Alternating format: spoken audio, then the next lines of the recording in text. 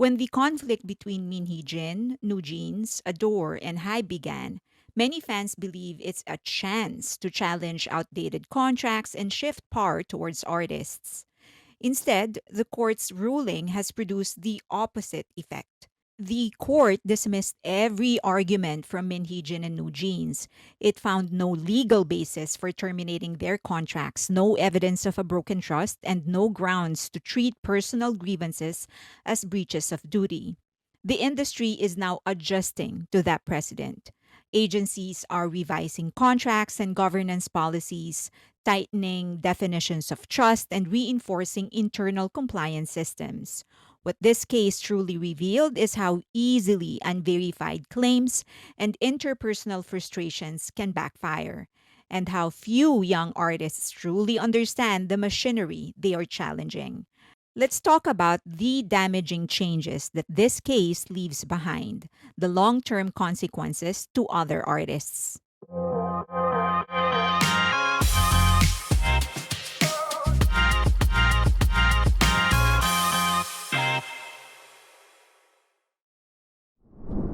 Stricter interpretation of broken trust. The court held that the dismissal of Minheejin as CEO of Adore did not in itself constitute a violation of the group's exclusive contract, because her removal was not part of the contract's term and did not undermine Adore's ability to fulfill its management duties. The court emphasized that emotional resentment or a sense of we don't trust them anymore are not enough on their own to justify termination of an exclusive contract.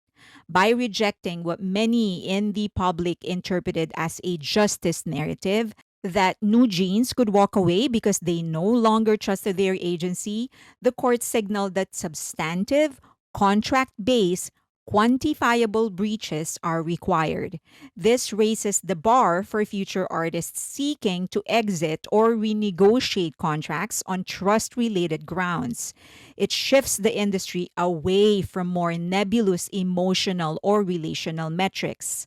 The implications: agencies can now feel more secure in asserting their contractual rights, knowing that mere dissatisfaction does not suffice. Artists and their advisors now face a tougher evidentiary burden when claiming loss of trust. The notion of trust becomes more legally technical.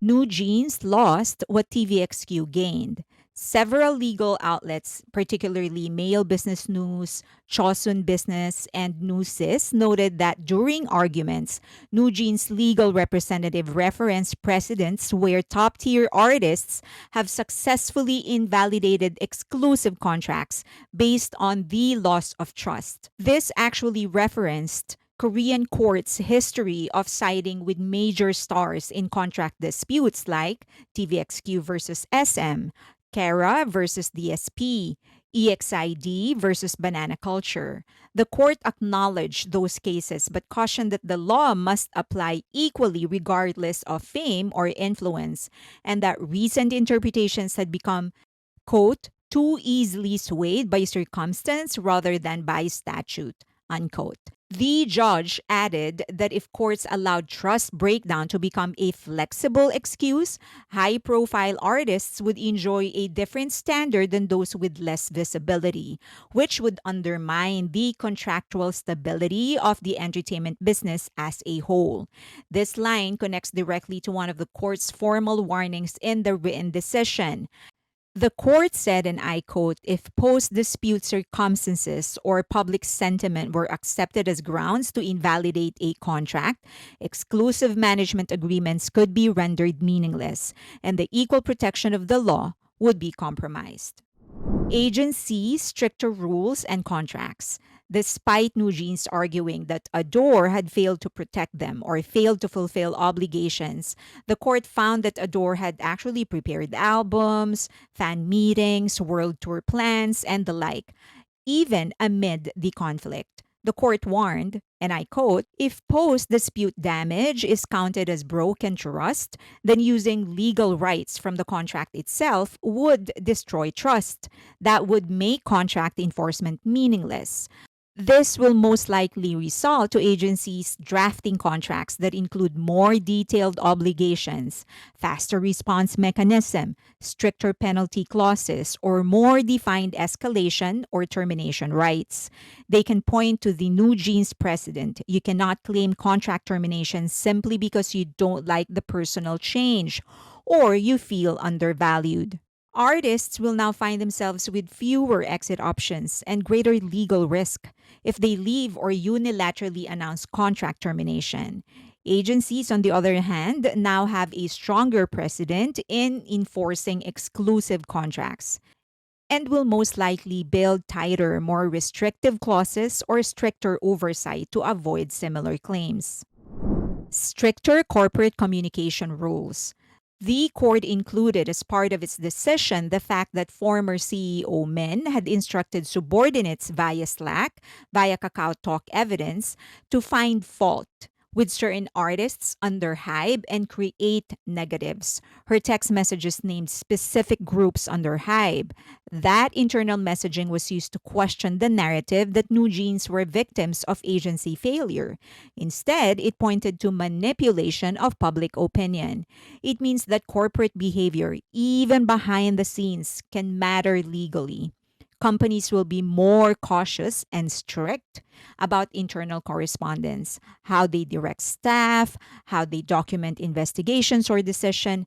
Messaging apps, internal memos, Slack channels will all be scrutinized. Proliferation of the dumb definition of plagiarism. One of the central claims of this dispute was that I'll It, a group under Hybe affiliate, had copied New Jeans' creative identity. Internal notes, side by side comparisons, and online compilations were presented as proof. The court dismissed the argument, ruling that aesthetics overlap in shared concepts don't amount to a legal breach or intellectual property theft. The problem began with the language itself. In creative work, copying means direct duplication. Inspiration means referencing or building upon an idea. And plagiarism means passing off someone else's intellectual property that you legally own as your own with intent to deceive. Min Heejin and New Jeans collapsed all three into one accusation, treating similarity itself as evidence of theft. The irony is that New Jeans' own creative catalog borrows freely and extensively from existing sources. Several of their choreographies mirror routines and formations from Western and Japanese performances. Cinematographies, directions have all been used before. Those parallels were ignored while the group and its leadership advanced a narrative of being copied, a contradiction that weakens the moral ground of their plagiarism accusations. Because the term was misused at that scale, the damage spread quickly. Fans now label any stylistic overlap as plagiarism, often without understanding how intellectual property or creative direction actually works. While this confusion doesn't affect how professional choreographers and designers or directors operate, their boundaries are defined by contracts and copyright. It has warped the way fandoms discuss creativity. And this case lowered the standard of discourse and intellect around creativity. It normalized an environment where resemblance equals accusation and where emotional narratives replace factual understanding. The thing is that most likely Min knows what it means, but she didn't care. She was willing to weaponize fans' hostility towards Hybe to amplify the noise she was trying to make. A perfect model for manipulating public opinion. The case revealed that the strategy of mobilizing media narratives, social feed leaks, internal PR leaks, parental involvement, build up victim storytelling was part of the dispute strategy. Internal documents indicated Min and her staff were preparing negative narratives about Hybe affiliates and artists under it, potentially to bolster their legal claims.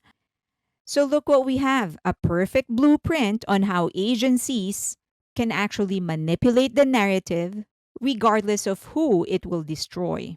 And they will do it better because they now know what kind of narrative maneuvers courts will look at. And worse, the broader K pop ecosystem, and that includes fans, press, commentators, may treat stories with actual victims with greater skepticism when contract issues arise. Strengthening the manufactured image. One of the key arguments New Jeans made throughout the dispute was that they couldn't function without Min Hee-jin. In public statements, the legal filings, the group repeatedly framed their success as inseparable from her creative leadership, even describing themselves as a six-member act. That means the five performers plus Min. They credited her with everything from conceptual design to brand identity, suggesting that without her, New Jeans could not exist. That narrative may have been meant as loyalty, but it reinforced one of the most damaging stereotypes in K pop, that idols are manufactured products rather than autonomous artists. While many groups are fighting to prove their own authorship and creative participation, writing, producing, choreographing, or leading their visuals, New Jeans position themselves as wholly independent on a single creative figure. In effect, one of the most commercially and culturally successful girl groups in recent memory declared that their artistry was not their own, accusing people of things that can never be proven. The New Jeans Adore dispute included many accusations that had wide public resonance but weak legal grounding, including Hani's claims that the manager of Islet told Islet members to ignore her, and that Hybe chair Bang Shiyuk ignored them when they chanced upon him in the elevator. There is now a precedent that accusations need evidentiary weight. The mere fact that the public believes something occurred doesn't guarantee contractual or legal standing. The court also said there's no way the accusations can be substantiated because CCTV cameras don't have audio. Emotions over facts. Linked to the previous point, one of these central themes in the New Jeans case is that emotional pleas, like "we felt unsafe, we don't trust them anymore, our CEO was removed, and we were devastated," did not carry substantive weight in the court's decision. The ruling emphasized factual fulfillment of duty over the artist's emotional state. The industry may shift away from giving weight to emotional public narratives in contract disputes and more toward legal, contractual, fact based arguments. Most likely, agencies are going to invest in legal compliance, documentation, and management reporting to shield against emotional based claims. Normalizing directly destroying groups that have nothing to do with the issue. From the very first press conference of Min, girl groups and members have been targeted. While Min insists that it's not the artist's fault, her messages to the ex VP clearly stated she wanted dirt on the artists. Since the chaos started, new social media accounts have popped out, accusing groups under Hype of things that are materially incorrect. Aside from constantly being accused of copying New Jeans, they were mocked for their skills, even when the material evidence shows the contrary. And the court said that this proves these are being done to destroy Hybe so she can get Adore and New Jeans out of Hybe and not to protect New Jeans. It just highlights how easy it is to convince people that something that is not real actually exists. All you need are a few hundred people verbally affirming what is not there. It's a victory for Adore, but it does set back artists decades because it tightens the contract termination claims, reinforces agency power and influence, and of course, it prioritizes formal legal obligations over emotions. And that is something that many artists have been able to use before to set themselves free from their own agency. I think the industry is certainly entering a new phase where legal contracts are held at a higher regard. The bar is high, and emotional narratives must be backed by concrete breach of duty, and one in which contracts, formal agency artist contracts, are likely to become even stronger. I know that the hope was actually the opposite for artists to be empowered. But I do understand the point of the judge. If you allow high profile cases to be malleable in the way that they define breach of trust, then it's going to be it's not going to be fair for other cases where it's not so high profile. So it's better, it's always been the case, we should just follow the law and just look into the regulations. And I also hope, I am sure that agencies are looking into this case, looking for ways in order to airtight their contracts. But I also hope that artists will find ways on how to protect themselves, look into the future, foresee their needs, and find ways on how they will also have their own exit strategy. But also hoping that artists will just know that at the end of the day, even though they love art, even though they love music and performance, it's still work. And there is a system that sustains you in order to do what you want to do, and you need to fulfill your end of the bargain. It doesn't mean that you should allow yourselves to be abused, but you still need to fulfill your end of the bargain. Would love to hear your thoughts. Leave them in the comment section below. As always, you can say whatever it is that you want to say. Just please do so respectfully. And do remember, it's still a long way to go. They are appealing the case. Even if they don't win this, there's still the Supreme Court. Anything can still happen. Okay, please consider donating to the channel. The QR code is on your screen right now. We opened our online magazine, asianentertainmentandculture.com. We are on a soft launch, but for sure at the end of the month, we'll be able to do our formal launch. Please, any kind of input, suggestions, critical, um, constructive criticisms, those will be welcome. Also, please follow me on X, Instagram, but more importantly on Patreon, because that's where the community is.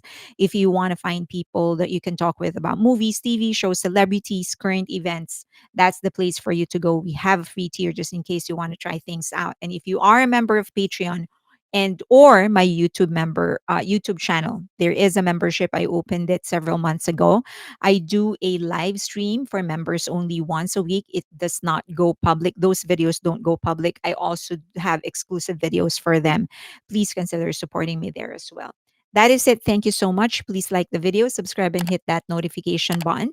And share the video. That's going to help us the most, because that is going to push the algorithm to recommend this to more people. Thank you so much. I appreciate you.